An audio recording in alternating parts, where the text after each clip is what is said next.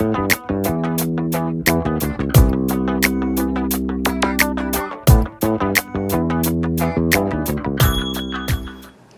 everybody, my name is Pavlos Tsantilas. I'm a 6th-year resident for vascular surgery at the University Hospital of the Technical University in Munich. We are here at the Division of Vascular Surgery of Stanford School of Medicine, and I'm happy to have with me today Dr. Tait Shanafelt, who is a well-recognized expert in physician wellness. Tait, you have been assigned Chief Wellness Officer here at Stanford in 2017.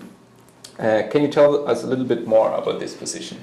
Right, so this was a relatively new position in the U.S. Stanford was the first to create this position 2 years ago, and in that role as Associate Dean and Chief Wellness Officer, I think first and foremost I'm one of the leaders in the organization and represent the well-being, the wellness of the physicians and scientists in the School of Medicine as an important consideration in all of our strategic decisions, and as part of that, help set the strategy to improve professional fulfillment and wellness across the institution, and to lead some of those efforts and then catalyze and support some of the other efforts at the department or division level. Can you explain us when and how you started to think about physician burnout? So my interest in this space began almost 20 years ago. It was when I was a senior resident at the University of Washington, and at that time was leading a team of interns, medical students, and so forth for the first time. I remember just observing the distress amongst the interns on the team, their reaction to another admission, and even some of the things that they would say, and you would recognize that the way they were viewing their work or viewing patients was in some ways just incongruent with what I knew they stood for as people and why they went into medicine. And I was preparing for a research rotation, had a great mentor, oncologist Anthony Bach, and we were planning for that rotation, and Tony asked me, what projects I wanted to work on, and I shared one of the things I wanted to work on was to study the training experience for residents.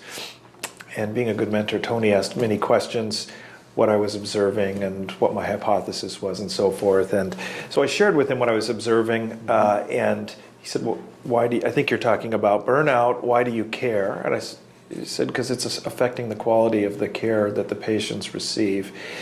And so Tony said, well, this isn't my field of research, but let's pull together a team. And he helped pull together a team. We did a study truly nearly 20 years ago now at the University of Washington, and it was really one of the first studies to ever look at the relationship between professional well-being and burnout among physicians and the quality of care patients received.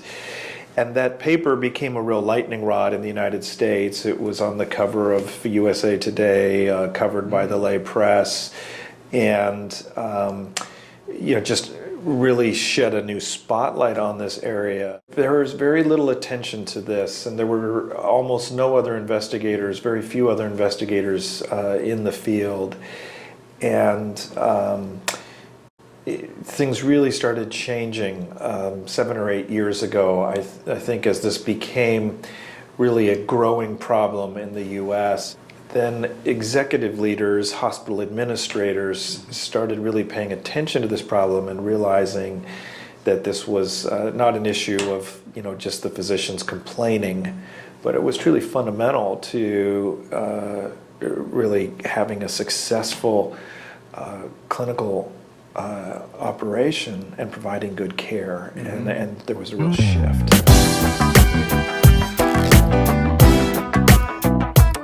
Tait, what, in your opinion or in your knowledge, what are the main factors related to physician burnout? and what are the consequences? Yeah. So we often think about grouping some of the driver dimensions into 7 domains related to workload, efficiency in the practice environment, flexibility and control over work, work-life integration, meaning in work, alignment of values between the altruistic values we hold as professionals and what our organizations stand for and are trying to advance. And then collegiality, community amongst colleagues is the domains that can either, when optimized, really improve professional fulfillment, or when suboptimal, contribute to burnout.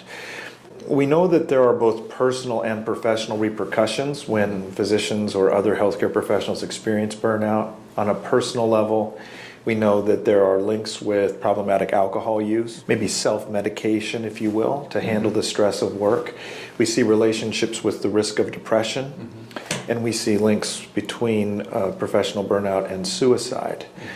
Independent of those personal consequences, there are these professional consequences where, again, we have dose-response relationships linking higher levels of burnout with lower quality of care, increased medical errors, effects on patient satisfaction. In the US, links to malpractice risk, and then also effects on the physician workforce, where physicians with burnout are more likely to leave their current position, move to a different hospital, potentially leave the profession altogether. And also in longitudinal studies, we've shown that your burnout score today predicts whether you will cut or reduce your clinical work effort, devote less time to patient care over the next 1 to 2 years. So both personal and professional repercussions. As I said before, I'm a vascular surgery resident. We are here in the Division of Vascular Surgery. What do you think out of those factors related to physician burnout are especially important for surgeons or vascular surgeons? In our 2008 study, roughly 1 of every 16 surgeons in the United States had thought of killing themselves in the last 12 months.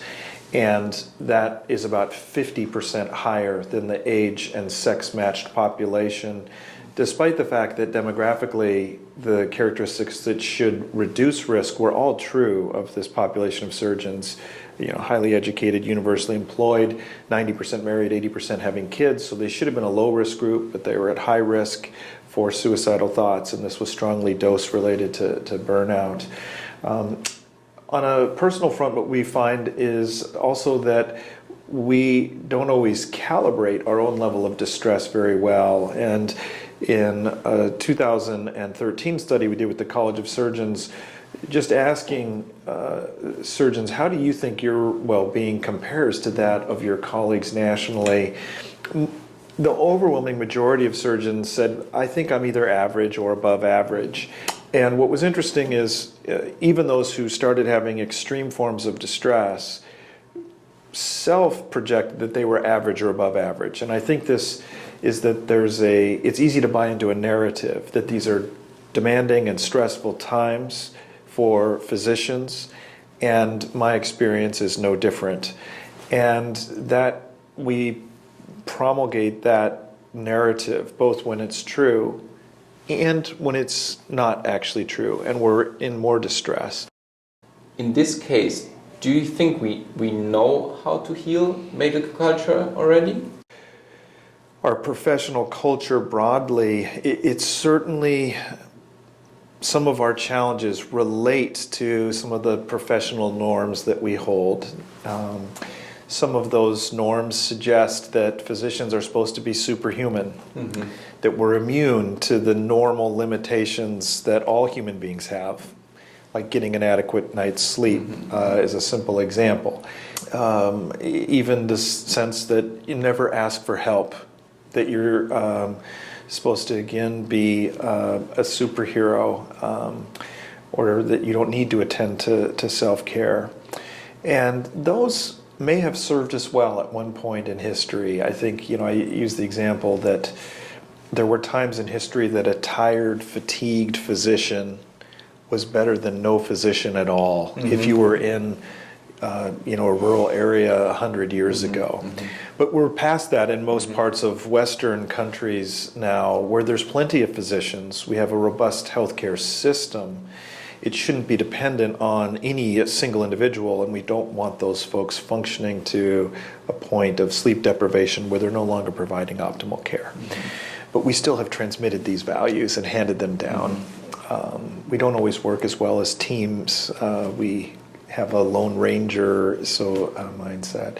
So I think there are a number of these dimensions of our culture of the profession that we need to re-examine as a profession and ask ourselves, are these still serving us well, or do we need to change some of these norms and values? But culture change is a challenging thing to do. Our cultures tend to be passed down because they're things that served us well at one point in our history, and that they were adaptive in the past.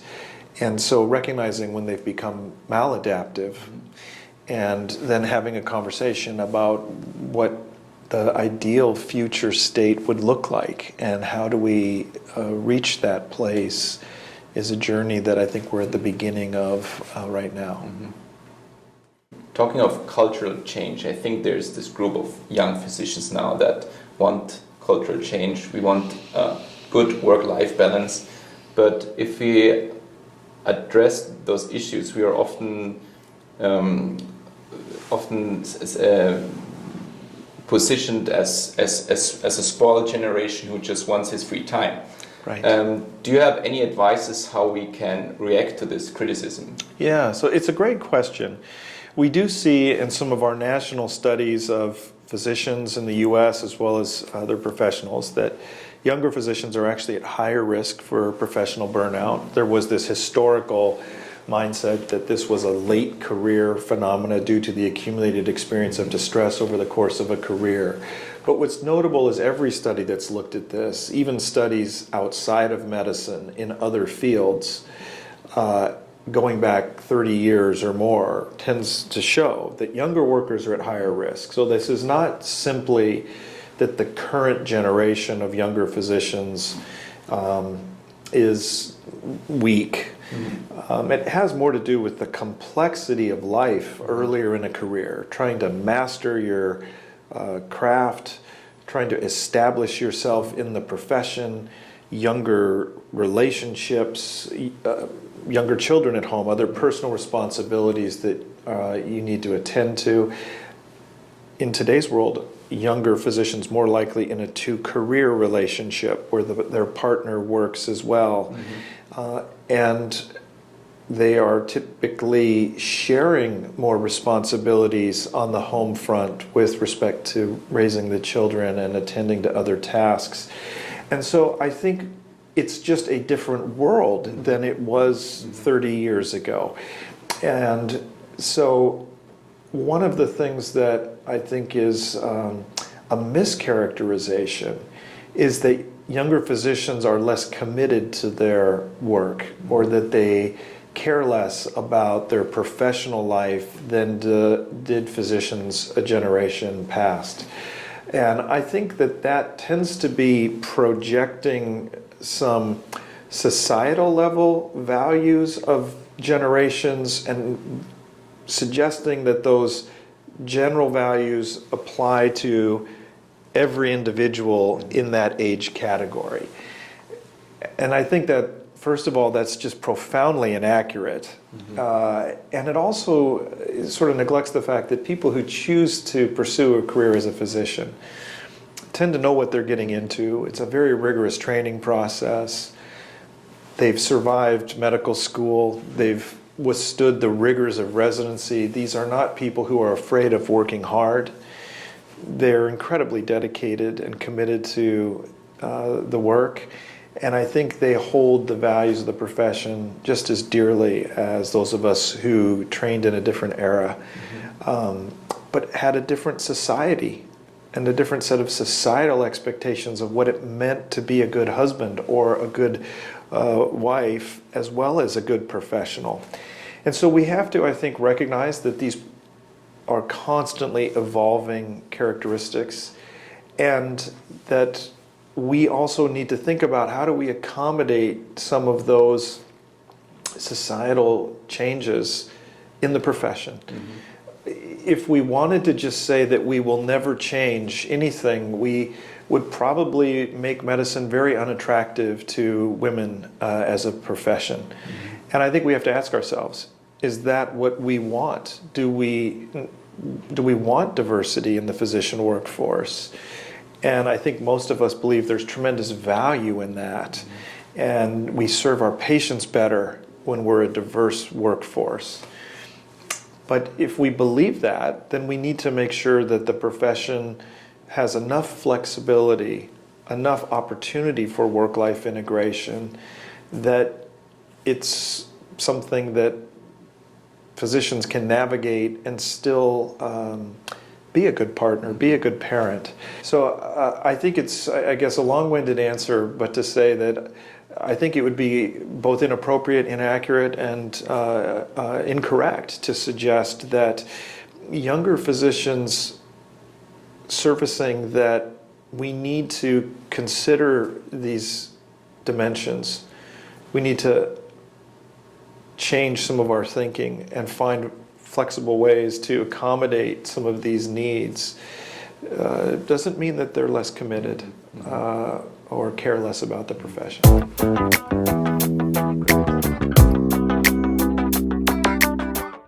We live in the era of digital transformation. So which chances or threats do you see in digital transformation regarding physician burnout? It seems that maybe about 20% of the relative risk for burnout is related to some of the evolution of the electronic environment, electronic health records and the like. So it's important. We know that EHRs have done many good things that have made our work more convenient because of the digital advances. I think there's obviously promise and optimism that eventually artificial intelligence, decision support will help us be even more effective. But right now, there are also some of the challenges that we now have constant access to the electronic health record, even when we're at home, when we're not at work. In the US, the average physician spends a couple hours every night logged into the electronic health record from home to complete their notes. And that erodes the work-life integration, leads to the sense you're never disconnected from work. I think the other thing is that the electronic health record runs the risk of distracting us from the human-human interaction at the heart of our work. And we often make the point that what's happening there is more than clerical or administrative work, that the computer in the exam room is changing this human-human interaction in ways that go much deeper and can erode meaning in work. And so I think there are these many ways in which the EHRs and technology have changed the work. I do think there's also hope that at some point the technology will help auto-transcribe the note and make some of the things that we have to do manually now automated. Living in Silicon Valley, it's always suggested that those advances are just around the corner, and in 6 months we'll have this transformative new practice environment. I am a little less optimistic that it's that near term. I think those things will happen, but they may be a number of years off. And in the meanwhile, we need to improve the work environment to make progress and not just assume that someday technology will save us. From what we talked before and what I was reading, you're still working as a clinician, you're doing research, and you work as a chief wellness officer, which seems as if you are very busy during your day schedule. Which strategies have you developed for yourself to create a healthy work environment? Yeah, so I often think about sort of three things that as individuals we want to attend to. I try to do that myself, imperfect though it is. And the first is really just identify your values, both your professional values, what you really care about most in your work, what you aspire to accomplish, and to also have clarity around what those values are for you outside of work, in your relationship with your partner, your children, other things you want to accomplish in life. And what we always emphasize there is that oftentimes the lists of things we have on those two sides of the ledger are not compatible with one another, and there are trade-offs, and we need to be deliberate in the way we think through those trade-offs, and so that I can have the impact for the patients who have a disease I've devoted my career to. But at the same time, how many soccer games is it okay for me to miss and still have the relationship with my family that I want? And that needs to be very deliberate decision making, and we tend to not be deliberate, and that often is just, we go with the current and it leads us to a place we didn't intend to be. I think on the second front, we need to really optimize our meaning in work. We still spend more time at work than any other activity in life. We are in a profession of medicine where the work we do is inherently meaningful, and yet there's diverse things that we do. You as a vascular surgeon care for patients with different diseases. There probably are certain diseases, certain procedures that you find challenging and rewarding. You're mentoring, you're teaching, you're engaged in research, you may be a leader, you may be in quality improvement. There are these many different activities, and we need to understand which really provides the greatest purpose for you. We've shown that you need a minimum of 20% of your professional effort focused on that activity that is your passion. And then the last piece, I think, is attend to the self-care.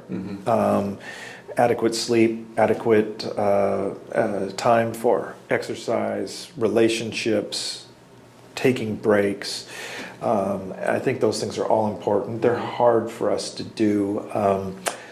For me, my wife holds me accountable. You know, she kicks me out there to get on the treadmill and do my run, and to make sure that I don't miss certain family activities. So I think we can come to our last question, which also will be like a question that summarizes probably the whole interview. So in your opinion, just in a summary, what is the perfect physician environment, and can you probably give us also a perspective when we will reach this environment in the future? Yeah, so it's a great question. I think the ideal environment is where most of us now work for large organizations, academic medical centers, hospitals, and so forth. We need an organization whose values align with what we stand for as physicians, and typically that centers on providing the highest quality of care for patients, delivering great care. For academic physicians, it means that the institution cares about scholarship and advancing knowledge. I think secondly, we've seen in a number of studies how critically important the behavior of your leader is, and that up to half of your professional fulfillment is explained by the behaviors of your immediate supervisor. And I think we haven't often selected our physician leaders, trained, equipped them, helped them build skill, so that they're effective in those human elements of leadership.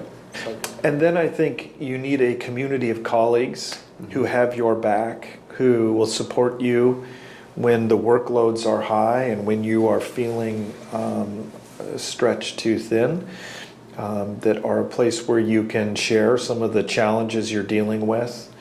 So that community, we need high-functioning teams, multidisciplinary nurses, the people you're in the operating room, the anesthesiologists you work with, but we need those teams to be functioning.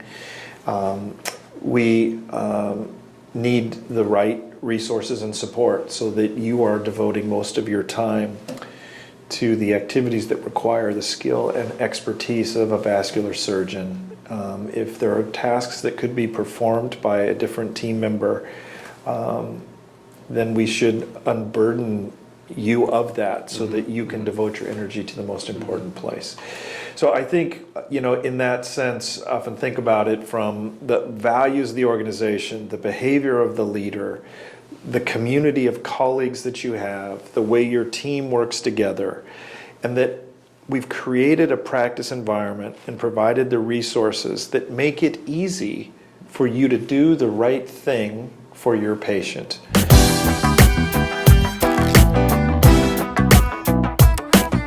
Thank you, Tait. This was very interesting, but also very meaningful, and I wish you all the best with continuing the work on this, and hopefully continuing with having an impact on physician wellness. Thanks, Pavlos. Good to visit with you.